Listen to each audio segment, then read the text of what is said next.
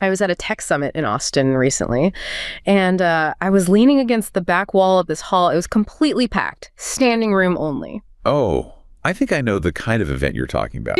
On stage was a growth guru, you know, the minimalist setup, the really expensive sneakers, and a voice that had that specific hushed authority. Like he knows a secret that you don't. Exactly, a secret you don't. And he wasn't presenting, you know, data or any breakthrough code. He was mostly spinning these vague stories about mindset shifts and disruption. Right, the usual buzzwords. But I watched the crowd. And these were CEOs, engineers, high-level analysts, really rational, data-driven people. Yet they were leaning in with this almost primal intensity, catching every word like it was oxygen. So I struck up a conversation with a venture capitalist next to me, a guy who prides himself on cold, hard metrics. And when I asked him, you know, why is this guy the headliner, he didn't point to a successful company exit or some revolutionary patent. So what did he point to? Instead, he just pulls up the speaker's social media profile. He whispers to me, "Look at the traction." And he shows me a post with hundreds of thousands of likes. Yeah. He says, when that many people are tuned in, you don't ignore it. The guy is clearly a leader. The metric for leadership is the number of followers. And there was just something so unsettling about that logic. The idea that, you know, the sheer volume of attention was a valid substitute for actual competence. It felt like a glitch in the modern mind. Like a bug in the software. Exactly. A weird form of collective worship where we've replaced merit with metrics. It just left me wondering, why are we so easily swayed by the aura of success, even when the substance is, you know, completely missing? It's a great question, because it does feel broken. But as it turns out, that VC, he wasn't being irrational. He was actually demonstrating a perfectly functioning ancient biological algorithm. It's functioning perfectly. While we like to think of ourselves as these egalitarian moderns who value truth and equality above all else, new research from 2026 is revealing a much more uncomfortable reality. Our brains are actually hardwired for inequality. We aren't broken for following the famous or the powerful. We're running an evolutionary survival program. It was designed for the Pleistocene and is now being dangerously hijacked by the digital world. And that feeling you had in the room, that cognitive dissonance where your rational brain is just screaming, this is all nonsense, right? Yes, absolutely screaming. But then you look at the VC, a smart guy, a successful person, and he's completely bought in. It makes you question who's the crazy one in that situation. Am I missing something? Like, I was the only one who couldn't see the emperor's new clothes, but you're telling me the VC wasn't just being, I don't know, gullible. He was actually doing something biological. He was running a program, a very, very specific and ancient one. When we look at that scene in Austin through the lens of, say, evolutionary anthropology, we aren't seeing a room full of fools. Okay. We are seeing what some researchers are now calling the prestige detection module, operating at, just maximum capacity. The prestige detection module, that sounds like a sci-fi component, or maybe like a plugin for a web browser? You know, in a functional sense, that's not far off. It really is a cognitive adaptation, and it all centers on this concept of adaptive inequality. Adaptive inequality, that sounds a bit dangerous. We usually talk about inequality as a societal failure, right? Something we're supposed to be fixing. You're saying it's adaptive, as in it was helpful for survival. This is where we have to, just for a moment, leave our modern political ideas at the door and look at the raw mechanics of how we survived in the Pleistocene. Okay. The new simulations that are coming out, specifically the 2026 work, are pretty clear on this. They really challenge this romantic idea that early hunter-gatherer societies were these utopias of pure equality. So the whole noble savage idea where everyone sits in a circle and every voice counts exactly the same amount, that's a myth. It's a really nice story, but the math just doesn't support it. The simulations show that even in the most basic foraging societies, an unequal distribution of influence is what we call evolutionarily stable. So it's a feature, not a bug. It's absolutely a feature. Think about the environment we actually evolved in. Information was incredibly scarce. You couldn't just Google how to track a gazelle or, which berries are going to stop my heart. Right, there's no Wikipedia, there's just the forest. And pretty much everything in that forest is trying to kill you. So in that environment, individual learning, just trying to figure everything out by yourself through trial and error, is unbelievably dangerous. So if you eat the wrong mushroom just to see what happens, you don't get a second chance. Trial and error is basically a death sentence. Absolutely. So nature gave us a shortcut. We evolved this mechanism to scan our social group, identify the individuals who seem to be succeeding. The ones bringing back the most meat, the ones with the healthiest kids, that sort of thing. And we designate them as prestigious. We tag them internally as high-fidelity sources of information, and then we follow them. We copy them. We defer to them. Not because we're submissive, but because it's efficient. It's the most efficient way to download survival data without having to take the lethal risk yourself. It's a brilliant hack. So inequality in who we listen to, listening to one person more than everyone else, is what keeps the tribe alive. It's a survival strategy. It creates a hierarchy of competence. And that VC in Austin, he wasn't looking for a patent or a business plan because his brain isn't wired to audit complex financial documents on the fly. Right. His brain is wired to look for the prestige tag. And in our modern world, traction and likes and follower counts look a hell of a lot like that tag. Okay, I really want to drill down into this prestige detection module because you mentioned it's not just a metaphor. There's actual biology here. And it reminds me of something I was reading recently about the history of craftsmanship. Yeah. I stumbled on these accounts of apprentices in the Swiss Alps way back in the 18th, 19th centuries. We're talking about high-level watchmaking. Incredibly precise work. Microscopic work, yeah. And the accounts described the apprentices watching the masters.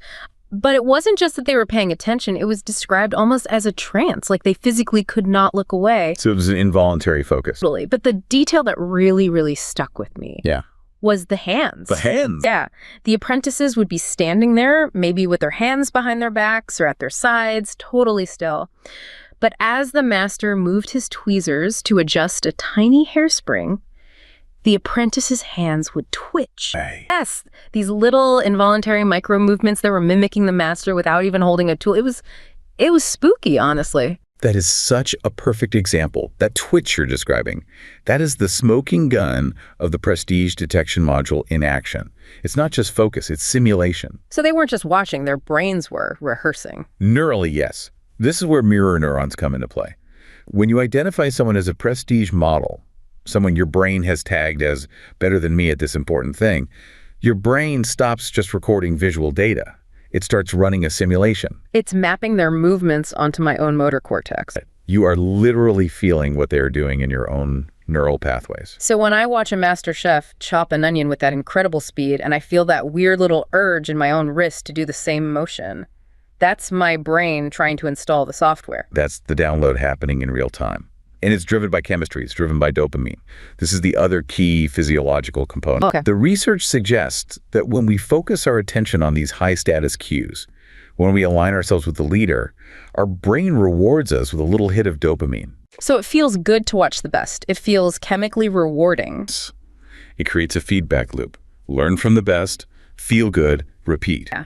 That creates what the researchers call that automatic non-conscious prioritization. Your brain essentially creates a spotlight, shines it on the prestigious individual, and suppresses all the other noise. That completely explains the fanboy or fangirl phenomenon, doesn't it? Or why we can just sit and watch a YouTube tutorial of someone restoring a rusty old car for 45 minutes and feel satisfied, even if we never did a thing. Your brain thinks you just learned valuable survival skills. And it gives me a chemical cookie for it. You got a cookie for learning, even if you never pick up a single wrench. It's a deeply embedded, powerful system for cultural transmission. But wait, I have to challenge this a little bit. Yeah. Because we follow people for different reasons. I mean, I might follow a boss because I genuinely respect his expertise, or I might follow him because I'm terrified he's going to fire me. No. Those feel like two very different things. But the end result, me doing what he says, is the same. Does the brain actually know the difference? Absolutely. And this is one of the most critical distinctions in the literature. The brain doesn't just know the difference, it processes them in completely different neural circuits. We have to separate prestige from dominance. Yeah, because, in a modern boardroom, they often look all mixed together. They do, but let's look at the biology. Dominance is the old system, the ancient one. We share with chimpanzees, macaques, even chickens in a pecking order. Okay. It's based on fear, coercion, and force. The logic is simple. Give me that banana, or I will bite you. It's the playground bully method of leadership. Now, if you are in the presence of a dominant leader, someone leading purely by threat, your body activates the dorsal vagal complex. This is a very old part of our autonomic nervous system. It's the freeze or flight hardware. So physically, what does that feel like in my body? It feels like stress. High cortisol levels, increased heart rate, shallow breathing. But most importantly, it triggers avoidance. You lower your eyes, you avoid direct gaze because in the primate world, eye contact is a challenge. Right. You submit, but your entire being is screaming, get away. It's what you might call submission with an exit strategy. Okay, I've definitely had bosses like that. You nod, you agree, but you're constantly checking the clock looking for the door. That's dominance. Now, prestige is different. It seems to be uniquely human, or at least uniquely developed in humans. It evolves specifically for this complex cultural learning we're talking about. And it's based on? It's based on freely conferred deference. You choose to follow. You want to follow because you want what they have, their knowledge, their skill, their success. And the physical reaction is different. It's the complete opposite. Prestige cues activate the ventral vagal complex. This is the more modern mammalian social engagement system. It actually lowers your heart rate. It calms you down. It calms you down. It encourages proximity. You want to get closer to the leader. You stare at them. Sustained eye contact, because that's how you download the information. This is what the researchers call immobilization without fear, right? And think about that Swiss apprentice again. He's frozen. He's not moving a muscle. But he isn't scared. He's immobilized by sheer attention. He is in a state of pure, calm receptivity. That is a fascinating way to diagnose a room or a company culture. If everyone is looking down at their notes and just staying quiet, it's dominance. If everyone is leaning in, staring at the speaker, asking questions, it's prestige. It's a pretty reliable biometric heuristic. And it explains why prestige is so much more powerful for things like innovation and creativity. Yeah. You can force someone to haul rocks using dominance. But you can't force them to invent a better way to haul rocks. Exactly. For that, you need the psychological safety, the ventral vagal safety of a prestige-beat environment. So, okay, we have this hardware. We are built to find the winner in the room, watch them intensely, neurally download their skills, and feel good while we're doing it. Why? You mentioned earlier that individual learning is dangerous, but isn't there a downside to just copying all the time? Of course. If I just copy you, I'm not innovating, I'm just a Xerox machine. Why did our evolution put so many eggs in the copying basket? Because the economics of learning are, for lack of a better word, brutal. This is the core of what people like Nathan Nunn discuss. They call it the copying heuristic. Copying heuristic. Think about the cost of information from scratch. Let's say you want to invent a better kayak. To do that properly, you need to understand hydrodynamics, material science, buoyancy, fluid dynamics. That would take years, a ton of resources. And if you get it wrong on your first test run in the Arctic Sea, you don't just fail, you drown.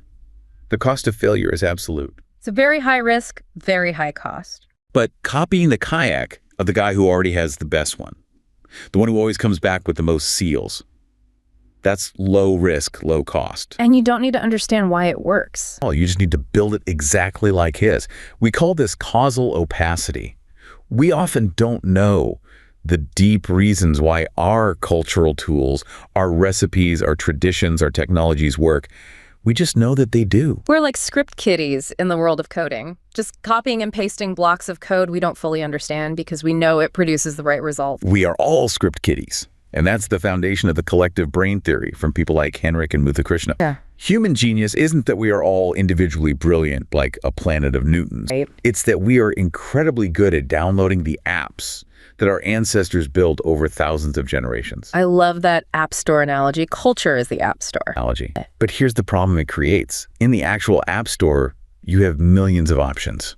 How on earth do you know which one to pick? Well, I look at the reviews. I look at the number of downloads. I look at the top charts. Exactly. And that brings us to what's called the Nash equilibrium of social learning. It's a concept from game theory, usually applied to economics, but it applies perfectly to who we choose to watch and learn from. Okay, pause on Nash equilibrium for a second. I have not heard that phrase since a very, very hazy Econ 101 class. How does that apply to me picking a role model? It's simpler than it sounds. Imagine you're walking down a street in a new city and you're looking for dinner. You see two restaurants. One is completely empty. The other has a long line of people waiting outside the door. Okay. Which one has better food? The one with the line, obviously. Probably. But why do you think that? You haven't tasted the food. You have no direct information. You're relying entirely on the information held by the crowd. Right. The Nash equilibrium here is that once a critical mass of people chooses restaurant A, it becomes the most rational choice for you to also choose restaurant A, even if you have no private information of your own. Because the risk of being the only person eating at the empty place and maybe getting food poisoning is just too high. The social proof is overwhelming. In social learning, this creates a convergence, a feedback loop. If half the tribe is watching the best hunter to learn from him, and you decide to spend your time watching the mediocre hunter, you're going to learn inferior skills. You will fall behind. You'll starve. So once a consensus forms around a leader, the rational move for everyone is to also watch that same leader. It's a self-reinforcing loop. The more people that watch him, the more national it becomes for me to watch him, which makes even more people watch him. And this creates two specific biases we use to filter the world. First, there's the success bias. This is the pure, honest one. You look for direct evidence of success. That guy has the most fish. That's hard data, verifiable. But often that data is hard to see. Yeah. Maybe he hides his fish. Maybe he just got lucky this one time. So we switch to the second and much more powerful filter, the influence bias. Okay. We stop looking at the fish and we start looking at who other people are looking at. The line outside the restaurant. If everyone is staring at him, he must be the one. And in a small tribe of 150 people, this works great. The crowd is usually right because they can see the results directly. If the best hunter stops bringing home meat, people will stop watching him. The feedback loop is tight and accurate. But if that feedback loop breaks, that's when we get into a whole lot of trouble. That is precisely where the entire system can go haywire. And this feels like the perfect time to talk about the traditional pearl divers. Because we're talking about how copying is safe, how it's efficient. But I was reading this historical analysis about a community of divers, I think this was in the Pacific, where this exact instinct, this trust the elders algorithm, led to a complete catastrophe. The environmental mismatch scenario, a classic. So the story goes that for generations, this community had a very specific, ritualized way of diving. Specific breathing techniques, specific spots they would go to, specific depths. The elders held all the prestige. And the young divers copied them perfectly. It was a beautiful example of this cultural download we're talking about. It worked for centuries. But then the environment changed. Yes. Industrial runoff. A change in currents. Both. Industrialization and a sudden shift in the ocean currents. The water got murkier, and the oysters either moved deeper or just died off in all the traditional spots. Now, a rational, purely innovative species would say, okay, the old way isn't working. We need to experiment. Let's try something new. And the young divers kept diving in the same empty spots. They kept using the old breathing techniques, even though the new conditions required something different. They were coming up empty-handed day after day. They were following the prestige of the elders, even though the elders were now factually wrong. Exactly. And it was tragic. They were working themselves to exhaustion, getting sick, but the social cost of not copying the prestigious elders, of defying tradition, was so high that they couldn't bring themselves to pivot. Oh. They stuck to the old script until the entire local industry basically collapsed. That is a textbook, heartbreaking example of environmental mismatch. It's often called the dodo effect in evolutionary biology. The dodo effect. Think about the dodo bird. It evolved on an island, Mauritius, with no natural predators. So it lost its fear response. It was calm, it was curious, slow. In its original environment, that was adaptive. Why waste precious energy running away when there's nothing chasing you? It was perfectly optimized for a world of peace and safety. Then humans, and more importantly, the rats on their ships arrived. Suddenly the environment changed drastically. That calmness went from being a brilliant survival trait to a fatal death sentence. Because it wouldn't run away. The dodo didn't go extinct because it was stupid. It went extinct because its software was fatally mismatched with the new hardware of its reality. And the pearl divers were cultural dodos. Their deep respect for tradition was their calmness. This exposes the dark side, the fundamental trade-off of the prestige detection module. It works brilliantly in a static world. If the world today is the same as the world 500 years ago, copying the elders is the smartest thing you can do. But in a dynamic, volatile world, which is the world we live in now... In a dynamic world, prestige learning actively suppresses innovation. Because true innovation requires you to defy the prestigious leader, to say, with all due respect, I think you're wrong. Which is a huge social risk. There's a model for this, Rogers' model, that looks at the ratio of traditionalists, who are the copiers, to non-traditionalists, the learners or innovators. Okay. In a stable environment, the traditionalists always win. They get all the accumulated knowledge cheap and fast. The innovators, meanwhile, waste a ton of time and energy making mistakes that have already been solved. Being an innovator is expensive. You have to fail a lot before you succeed. So evolution tends to select for more copiers. But when the environment shifts, like it did for the pearl divers, the traditionalists march right off the cliff. They are following a map that no longer matches the terrain. And since most of us are wired to be traditionalists, to look for the line at the restaurant, we just blindly follow them right off that cliff. Unless we consciously, deliberately override that instinct. But it gets even more complicated, and I would say more dangerous, when you leave the physical world and enter the digital one. Right. Because with the pearl divers, at least the elders used to be right. The signal of their prestige was once valid, it was just outdated.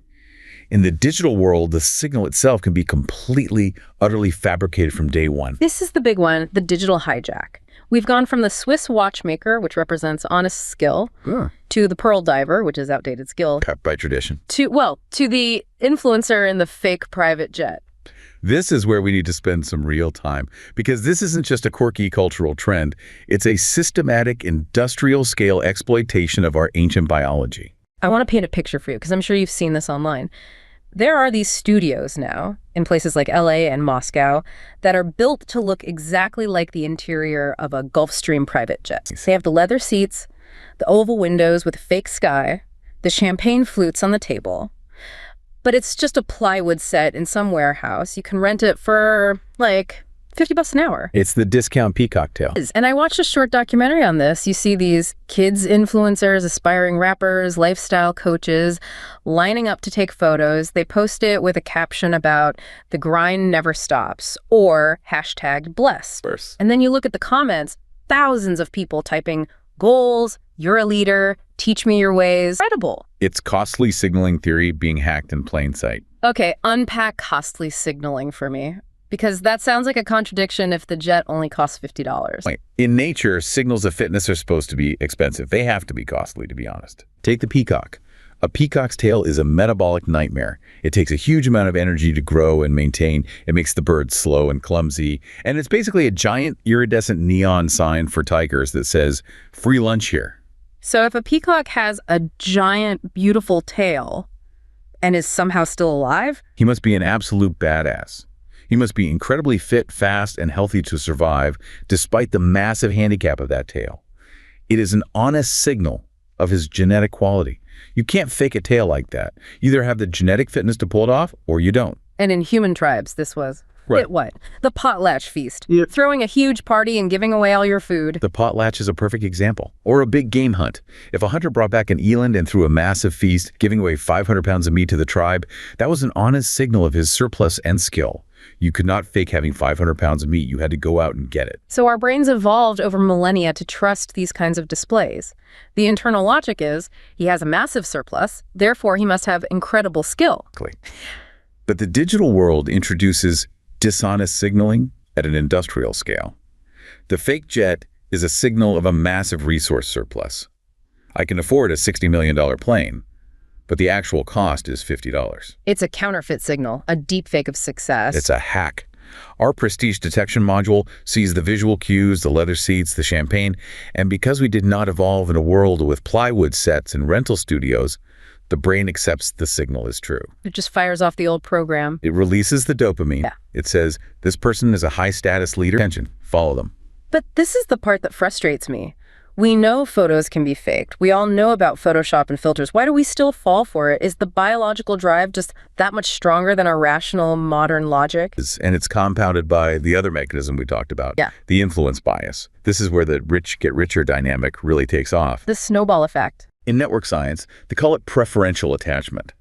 But in the evolutionary models, like the work done by Egozi and Ram, they show how this creates a massive disconnect between actual quality and perceived popularity. So how does that process actually happen? Imagine the algorithm as just a giant magnifying glass for random noise. Let's say that fake jet photo gets posted. 10 people randomly like it. Maybe they just like the lighting. Maybe they're bots.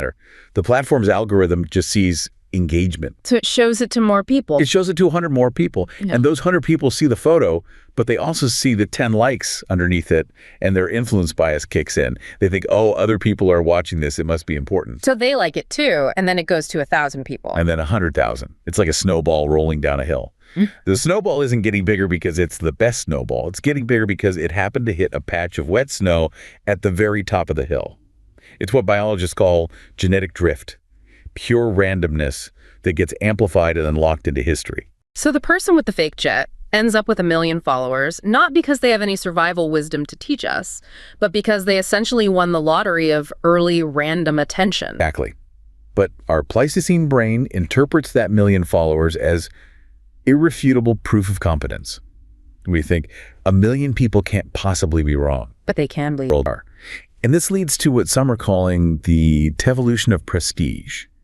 We stop selecting for actual skill, the success bias, and we start selecting only for attention, the influence bias. We aren't learning how to hunt anymore. We're just learning how to look like a hunter. We are optimizing for the aesthetic of success, not the substance of it. And it's incredibly addictive because of a phenomenon called supernormal stimuli. The neon red rock. That's the classic ethology example, Nico Tinbergen's gulls. A bird evolved to sit on its own pale, speckled eggs. But if a researcher put a fake egg in the nest that was bigger, brighter, maybe painted bright neon red with black polka dots. Something that could never exist in nature. Right. The bird would abandon its own viable eggs to sit on the fake rock. Because the rock hit the egg detector in its brain harder and louder than the real egg did. It hyperstimulated the neural circuit. Well, likes, views, and follower counts are the neon red rocks of the human social brain. We evolved in small tribes to track the gaze of maybe 150 people, max. If 50 people in your group were all looking at you at once, you were a god. That was the maximum social proof possible in the ancestral environment. Now you open an app on your phone and you see a post with 1.2 million likes. Your ancestral brain simply cannot process that magnitude. It just shorts out. It treats that number as a supernormal stimulus. It tells you that this person is the most important, prestigious, successful human being who has ever walked the earth. And so we abandon our own eggs, our real work, our actual local communities, our tangible skills, to go sit on this giant digital rock. We devote our attention, which is our most finite and precious resource, to these completely empty signals. And the real cost is that we stop learning real things. We see the influencer hustling, which means posing with a laptop in a cafe. So we start posing with a laptop in a cafe instead of actually doing the work that leads to success. It really feels like we're being hacked. I mean, genuinely biologically hacked. The modern digital environment has become a predator that is perfectly evolved to feed on this one specific psychological mechanism.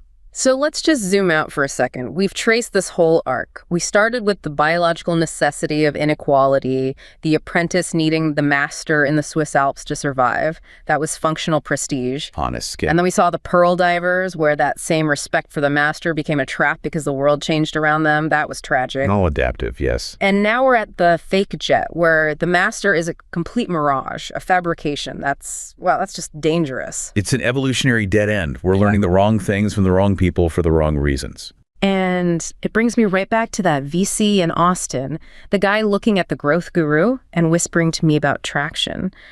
I was so judgmental of him in that moment. I thought he was shallow, that he'd lost the plot. But listening to you explain all this, he wasn't being stupid. No.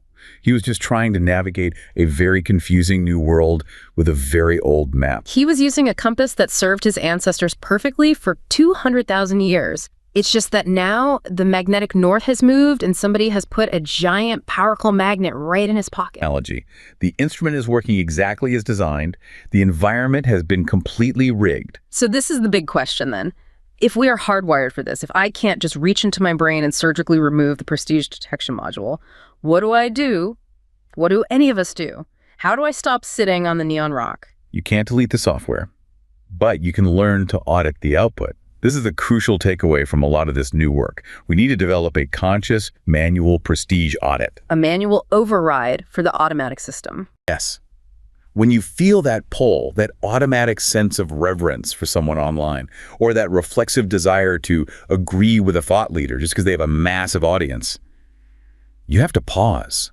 You have to consciously engage the slow-thinking, logical part of your brain, the prefrontal cortex. And what do I ask myself in that pause? You have to ask, what am I actually seeing here? Am I seeing evidence of prestige, which is demonstrated skill, deep knowledge, and benevolence? Or am I just seeing signals of dominance, or more likely just influence? Am I learning how to actually fish, or am I just watching a guy hold up a really convincing plastic fish he bought online? Exactly. We need to consciously recalibrate our own definition of status. We need to start deliberately looking for the honest signals again, the hard stuff, the things that can't be rented for $50 an hour, the things that take time and effort and produce tangible results in the real world. It sounds like we need a personal return to the Swiss watchmaker model. We need to start valuing the subtle hand-twitching skill over the giant flashing follower count.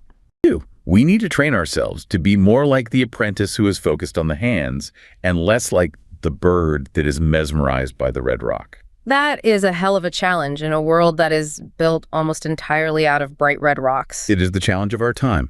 But the alternative is to become the pearl diver, following a ghost map into empty waters until we run out of air. And nobody wants to be the dodo. Nobody wants to be the dodo. This has been, well, a lot to process. It is genuinely unsettling to realize how much of what we think of as our free will is just a biological script running quietly in the background. But I guess knowing the script gives you a chance to ad-lib a little bit. Awareness is the only leverage we have against these ancient programs. We usually try to wrap up with a clear takeaway. But I think today the takeaway is simply to look at your own feed, your own heroes differently.